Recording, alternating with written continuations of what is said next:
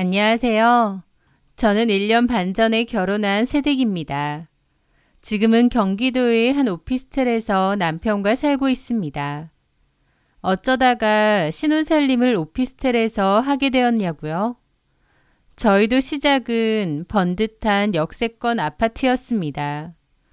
남들은 저희 보고 큰 아파트에서 작은 오피스텔로 집을 옮겼으니 혹시 망해서 이사 간 거냐는 소리도 하던데요. 저희는 망해서 떠난 게 아니라 오히려 행복해지기 위해 나왔습니다. 전에 살던 신혼집 아파트는 시댁에서 해주셨는데 딱 2개월 살다가 나왔어요. 그리고 시부모님이랑은 이제 아예 연락 안 하고 지내고요. 어머님은 계속 연락을 하려 하시지만 다 차단했습니다. 남편도 그렇게 하고 있고요. 아파트까지 해줬던 시댁인데 어떻게 이렇게 하느냐고요? 지금부터 그 사연을 이야기해 보겠습니다. 남편이랑 저는 3년 정도 연애하다가 결혼에 골인했습니다.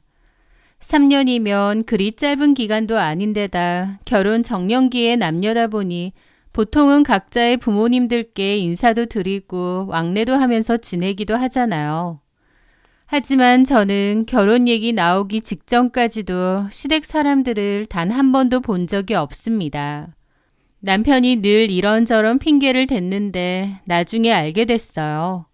시부모님이 저를 탐탁치 않아 하셨고 연애든 결혼이든 다 반대하셨다는 것을요. 남편은 그런 부모님을 설득 혹은 싸워가며 저랑의 만남을 유지해 왔었고 제가 상처받을까봐 그런 말을 일절 안 했던 거였죠. 남편의 부모님이 저를 마음에 안 들어 한다고 했을 때 저는 그분들의 마음을 충분히 이해했습니다. 결혼 전 남편과 저는 소위 말하는 조건 차이가 꽤 났거든요.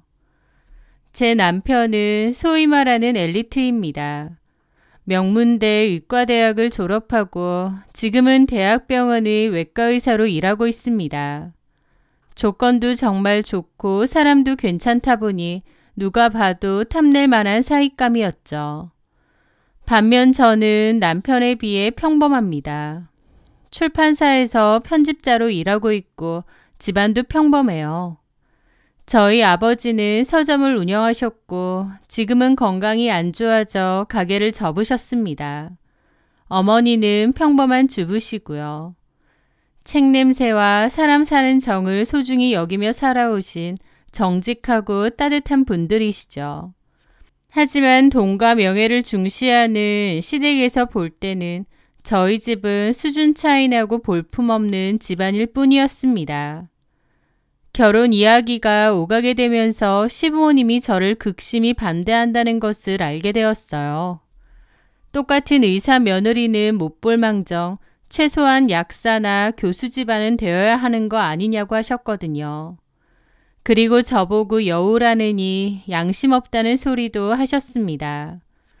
저는 어머님께 그 얘기를 듣고 너무 큰 상처를 받았고 헤어져야 되나 생각도 했어요.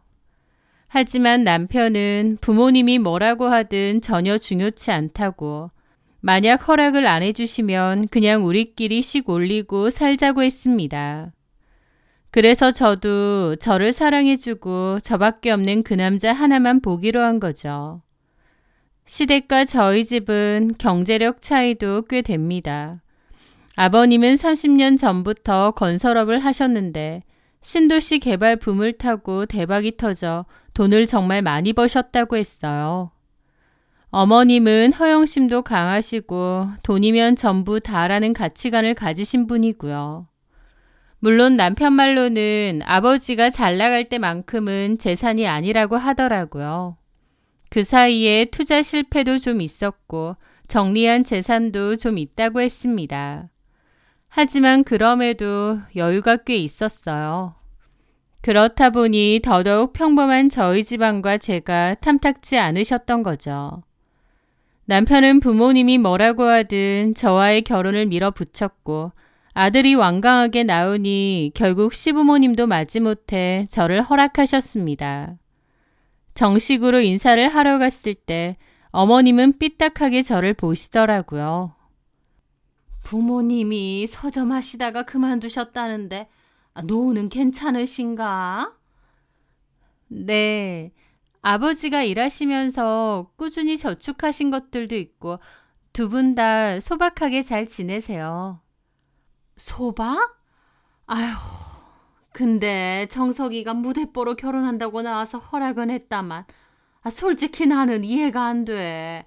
우리 정석이 의사에 집안도 이 정도인데 선영이는 본인이 생각해도 우리랑 차이 많이 난다고 생각하지 않아? 보통은 서로에게 도움이 되는 관계가 돼야 하잖아, 부부끼리. 그런데 선영이는 우리 정석이한테 어떻게 도움이 될 수 있을까 모르겠네. 집만 안 되면 다행이지. 하시며 한숨과 함께 비웃으시는데 제 얼굴이 확 붉어졌습니다.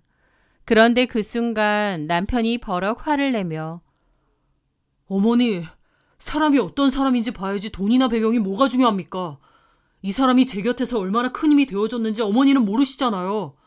무례하게 구시는 거 보기 그렇습니다. 남편의 말에 아버님도 손가락질하며 뭐라고 하시더라고요. 어디 버릇없이 엄마한테 말대답하느냐고요. 남편은 굳은 얼굴이었는데 화가 잔뜩 난 듯했고 분위기가 너무 안 좋았습니다. 그렇게 불편한 기분으로 첫 인사를 끝내고 집으로 가는 길, 남편이 오히려 저에게 사과를 했습니다. 얼마나 불쾌했냐고요. 하지만 저는 얼마든지 마음의 준비를 했었다며 괜찮다고 했습니다. 사실 남편은 부모님과 사이가 좋지 않습니다. 특히 어머님과는 사이가 몹시 좋지 않은데요. 어머님은 남편의 친어머니가 아닙니다. 남편 초등학교 입학 전 친어머니가 돌아가셨다고 했고 그때 정식으로 재혼하신 분이 지금의 어머님이라고 했죠. 남편에게는 배다른 남동생 하나가 있었습니다. 그러니까 남편은 돌아가신 어머니와 아버지 사이에서 낳은 자식이고 남동생은 지금의 어머니 아버지 사이에서 낳은 자식이죠. 그 동생은 남편과는 9살 터울이고요. 남편은 워낙 머리가 좋아 예전부터 영재소리 들으며 컸다고 했고 누가 시키지 않아도 알아서 공부를 했다고 했습니다. 학원이며 과외 한번 받지 않아도 공부를 곧잘 했다더라고요. 반면 남편의 남동생은 어머님이 온갖 비싼 과외니 학원이니 다 시켰는데도 공부도 못하고 오히려 사고만 치고 다녔다더군요. 그건 지금도 마찬가지고요. 돈 사고에 폭행 사고에 여자 문제까지 아주 골고루 문제란 문제는 다 일으키고 다닌다는데 어머님이 조용히 돈으로 수습하면서 그냥 찍소리 말고 지내만 다오 이러고 있습니다. 대외적으로는 의사 아들을 둔 어머니로 주변에 부러움을 샀지만 사실상 그 아들은 친아들이 아니고 숨기고 싶은 망나니 아들이 친아들이죠. 그리고 어머님은 애초에 저희 남편에게 별로 애정이 없었다고 했습니다.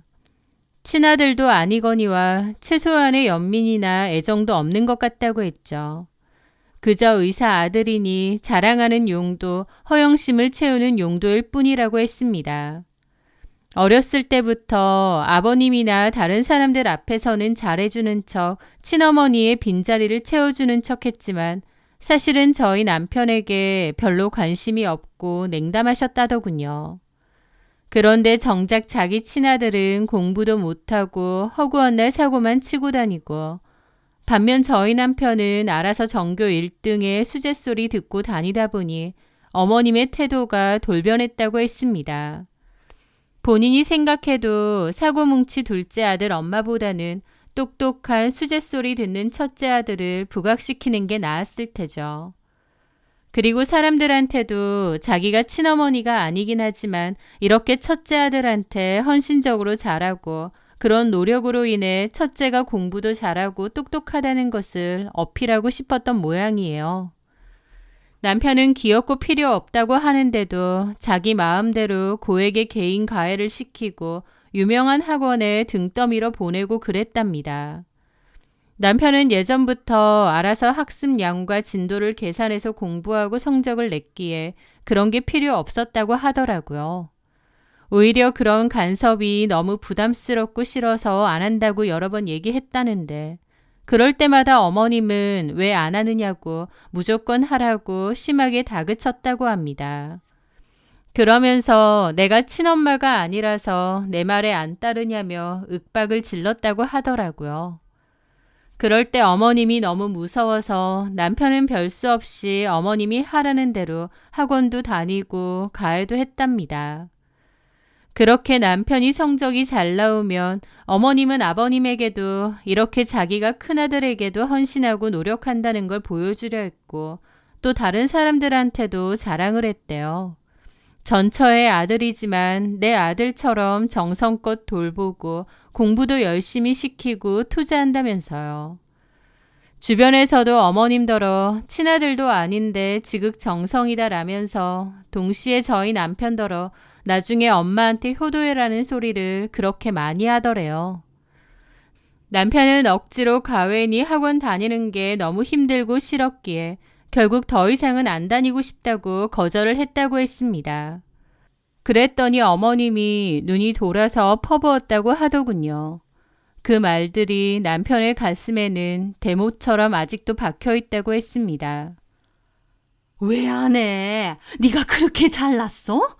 너 성적 잘 나오는 것도 결국 내가 비싼 가에 알아봐주고 학원 보내주고 해서 그만큼 나오는 거 아니야? 그게 다 네 힘으로 된 것 같아?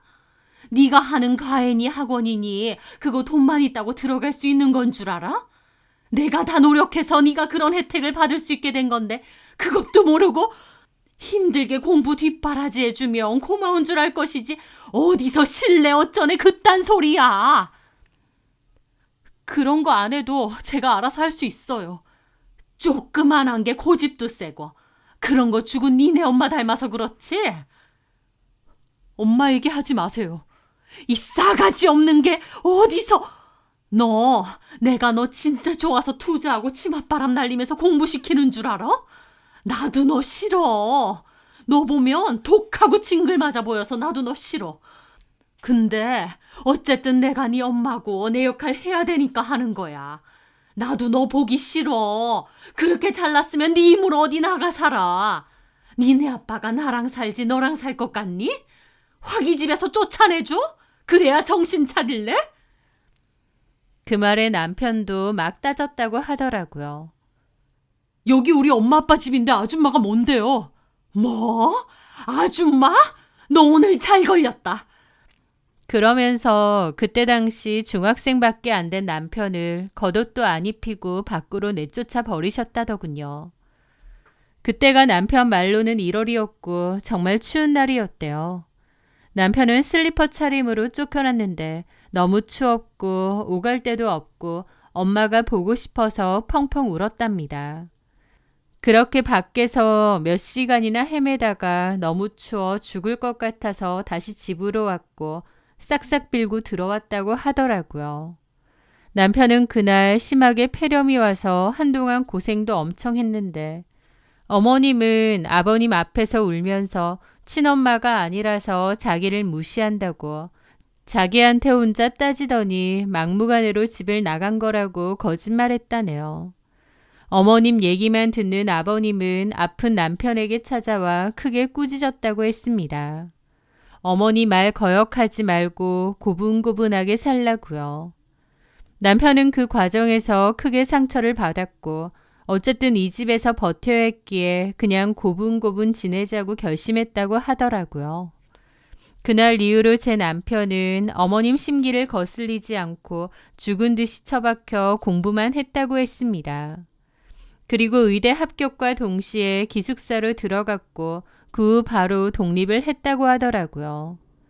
시간이 많이 흘렀고 남편도 성인이었기에 겉으로 보기엔 아무렇지 않은 가족처럼 지내지만 남편은 아직도 그 일이 생생하다고 했고 치가 떨린다고 했습니다. 남편 얘기를 들어보니 정말 짠하더군요. 그 어린 중학생이 얼마나 서럽고 무섭고 힘들었을까 마음이 아팠습니다. 저는 남편의 손을 꼭 잡고 말했습니다. 고생 많았네. 이제 자기한테 내가 있잖아. 내가 당신 옆에서 진짜 가족이 되어줄게. 고마워, 자기야. 그렇게 저희는 결혼을 준비했습니다. 남편에게 들어서 어머님 성격이 유난스럽다는 건 저도 잘 알고 있었기에 어느 정도 마음을 먹고 한 결혼이었죠. 결혼 과정에서도 참 별일이 많았습니다만 이 사연을 쓰게 된 결정적인 이유인 딱 한 가지만 얘기하자면 바로 신혼집이었습니다. 어머님께서 먼저 집을 해주시겠다 하시더라고요. 어머님 명의로 된 아파트가 있는데 저희 보고 거기서 살라고 하시는 겁니다. 남편은 우리끼리 알아서 한다고 거절을 했어요. 하지만 어머님이 거절을 받아들이지 않았습니다. 의사된 지 얼마나 됐다고 돈도 별로 없으면서 그 좋은 기회를 거절을 하느냐고 그냥 들어가 살라고 하신 거죠. 어머님은 기본적으로 자신의 의견을 거절하는 걸 극도로 싫어하시는 분이었습니다. 어쨌든 남편은 그럼에도 우리끼리 알아서 하겠다고 다시 거절을 했는데 그랬더니 어머님이 저한테 전화가 와서 뭐라고 하신 거죠.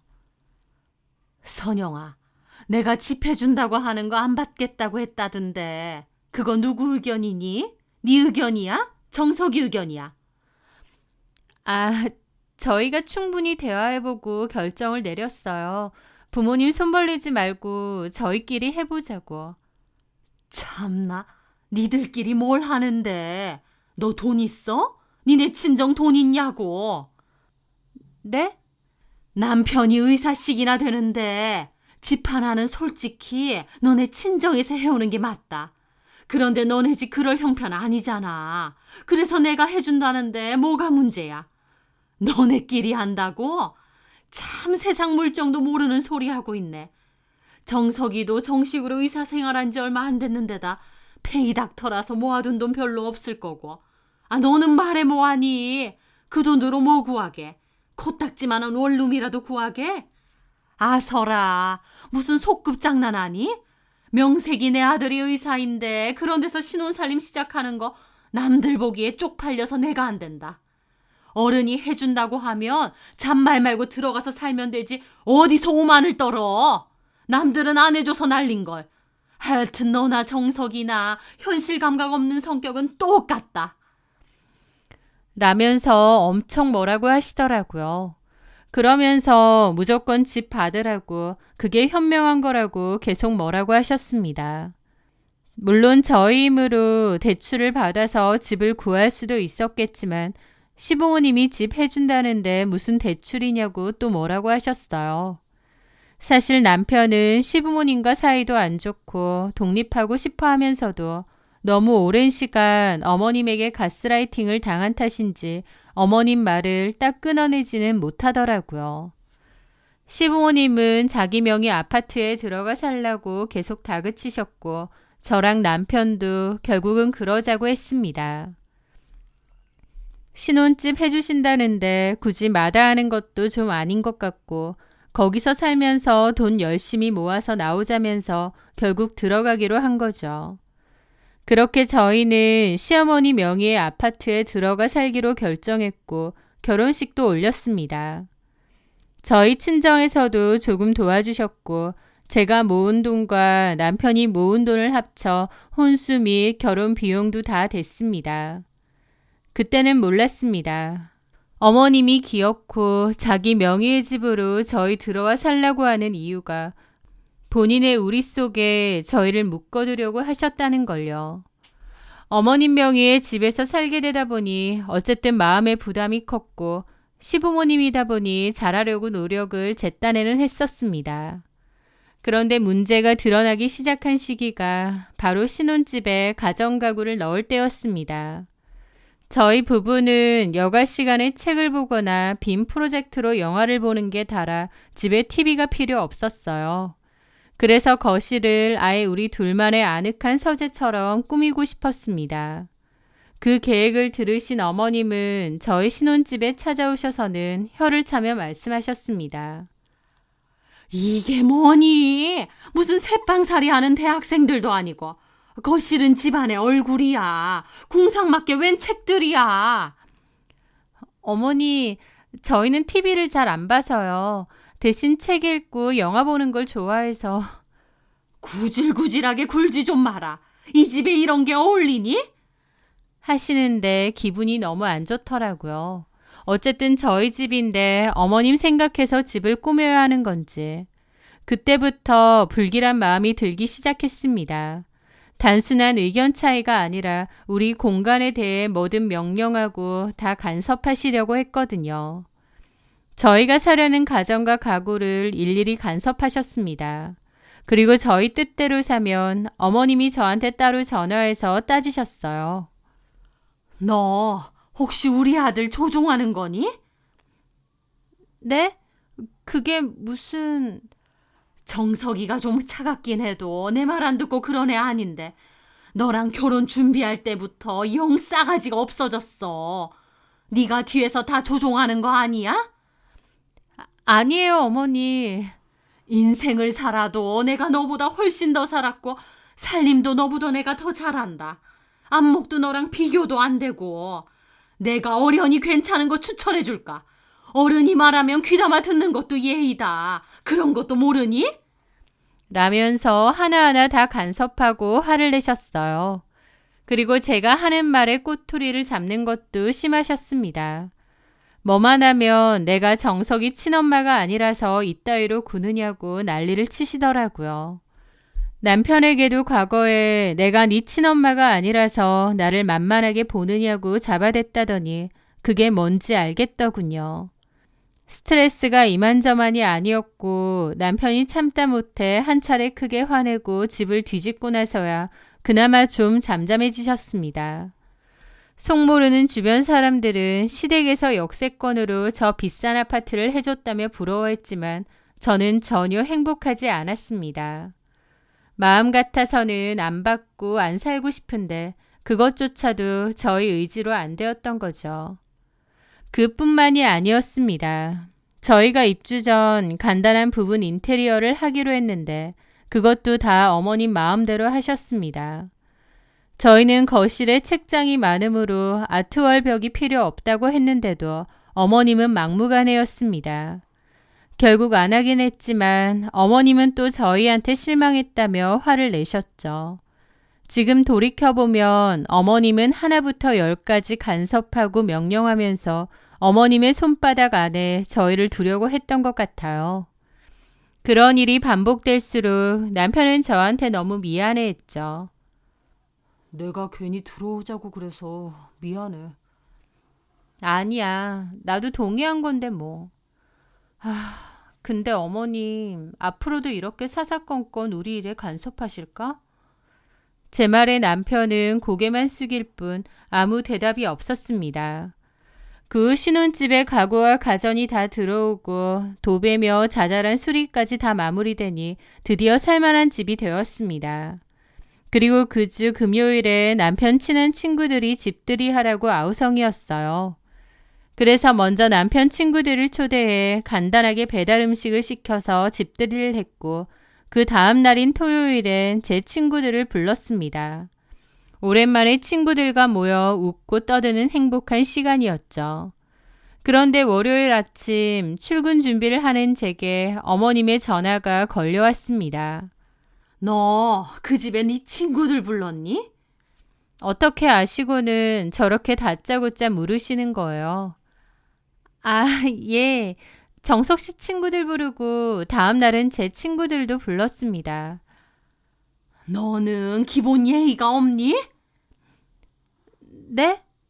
집들이는 어른들 먼저 모시는 게 순서 아니니? 친구들부터 냅다 부르는 건 어느 나라 법이야? 솔직히 순서가 뭐가 중요한 건지 이해는 잘 가지 않았습니다만 하지만 어머님이 저렇게 말하시니 내가 실수한 건가 싶고 또 어른들이 보시기엔 그럴 수도 있다고 생각했어요. 아, 어머니, 제가 양가 어른들 모시려면 장도 보고 음식 준비도 해야 하니까 시간이 필요하더라고요. 정식으로 모시고 싶어서 아직 말씀을 못 드렸는데 제가 실수했나 봐요. 혹시 어머님 다음 주 주말에 괜찮으세요? 제가 정중히 여쭤보니 어머님은 한숨을 푹 쉬며 쏘아붙이듯 대답하시더군요. 다음 주는 안 된다. 필드 나가야 돼. 중요한 분들이랑 약속이야. 아, 그러세요? 그럼 그 다음 주는 어떠세요? 그 다음 주도 안 돼. 동창들하고 모임 있어. 아, 너는 내가 그렇게 한가해 보이니? 나도 내 생활이 있어. 어머님의 말씀은 바빠서 못 온다는 것이 아니라 저희 집들이에 맞춰 자신의 스케줄을 조정할 마음이 전혀 없다는 뜻으로 들렸습니다. 그럼 어머님은 언제가 괜찮으시냐고 여쭤보니 정해서 알려준다고 하시고 끊으시더라고요. 어머님과 통화를 끊고 어른들 집들이를 먼저 했어야 하나 싶었습니다. 제가 실수했다고 생각했고 일단 양가 부모님 초대를 서둘러 하자고 생각했죠. 그런데 어머님은 이미 2주나 약속이 있다고 거절하셨고 또 당신이 날짜를 정해서 주신다고 했잖아요. 그래서 그럼 그 전에 저희 친정부모님 먼저 초대를 해야겠다고 생각했습니다.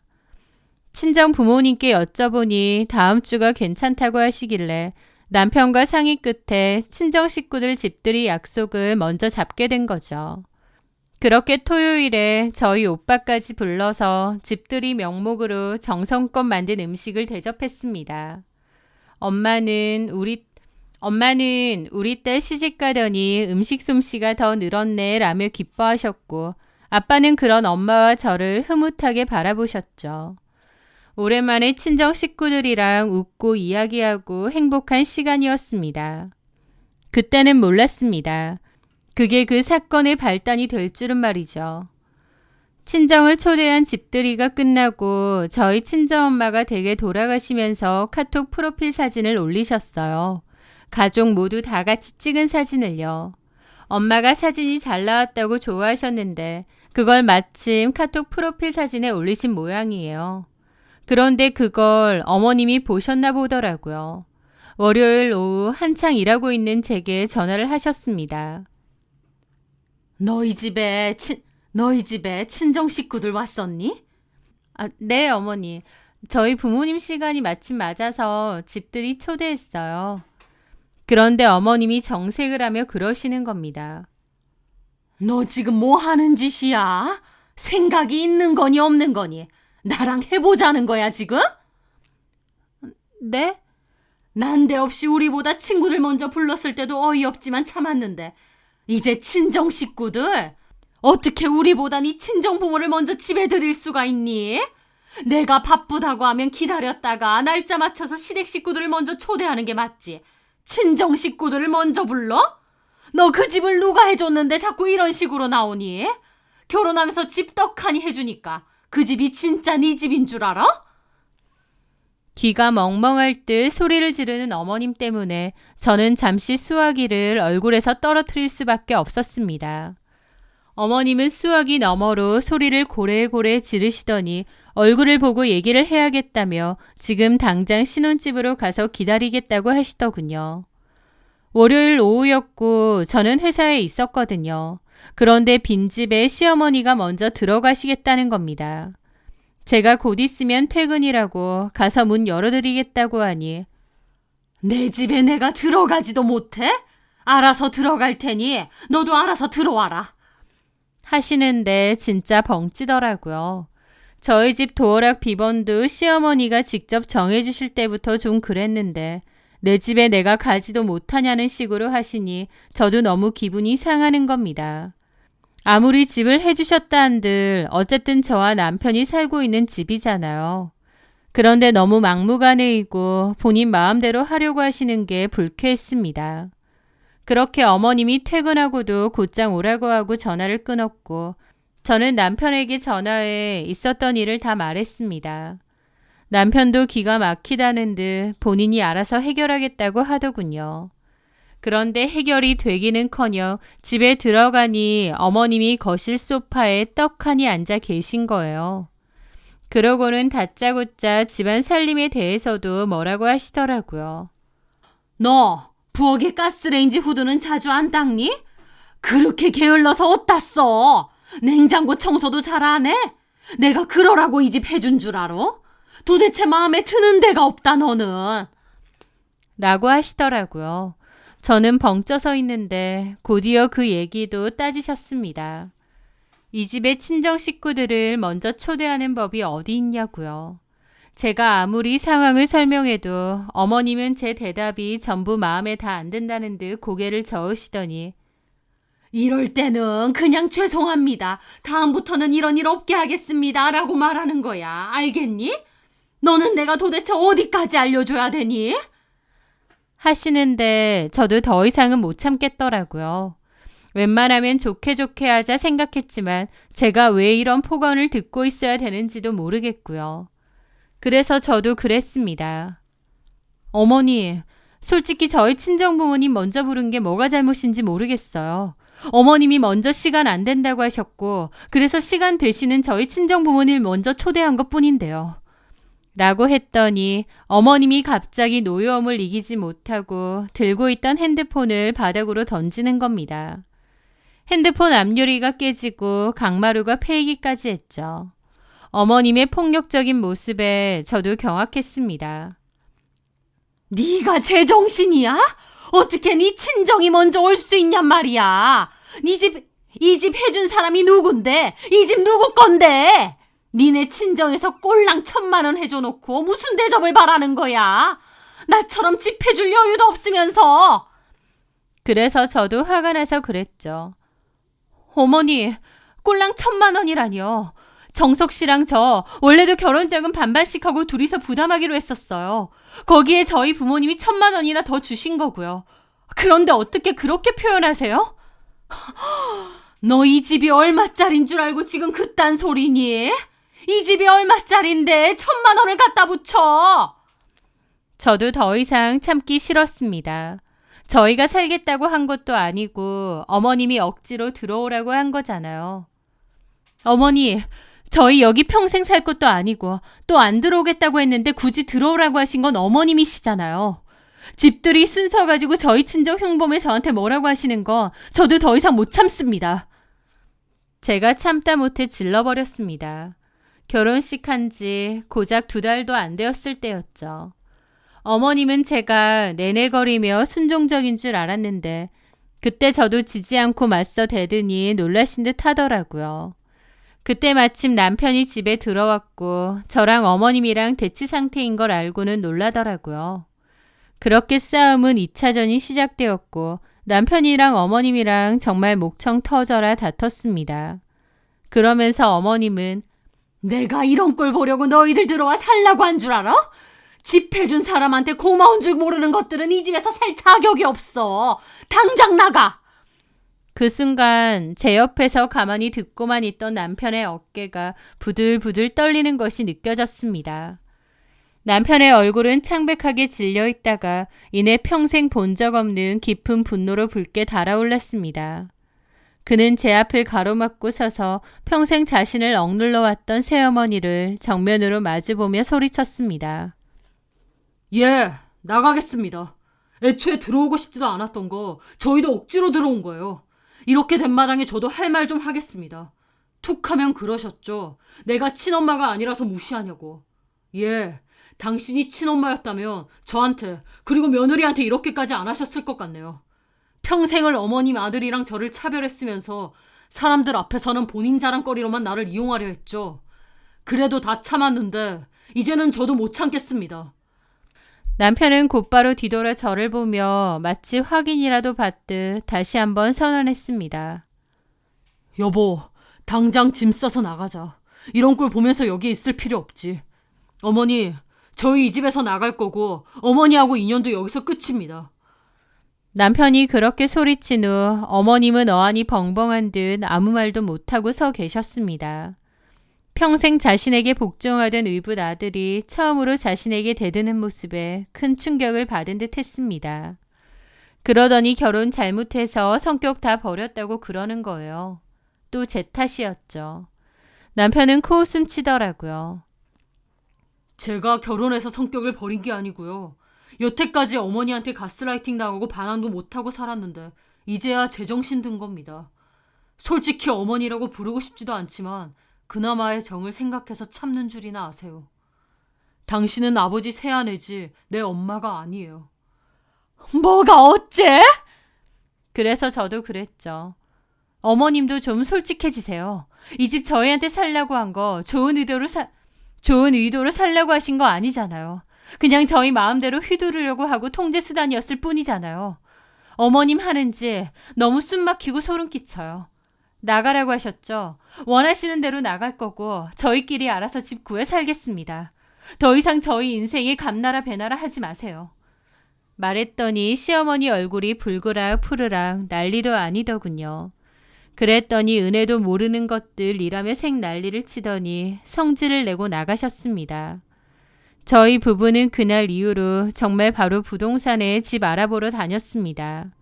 그리고 저랑 남편 회사 중간 지점쯤에 18평짜리 오피스텔 하나 전세 계약했고 최대한 빠른 시일 내에 이사 가능한 업체를 찾아 일주일 만에 이사까지 진행했습니다. 혼수가 다 들어가지 못할 것 같아서 필요한 건 친정에 원래 있던 오래된 가전과 바꾸고 오피스텔에 들어갈 수 있는 꼭 필요한 가전가구만 챙겨서 들어갔습니다. 훨씬 간소해서 가는 거지만 아쉽기는커녕 속이 시원하더라고요.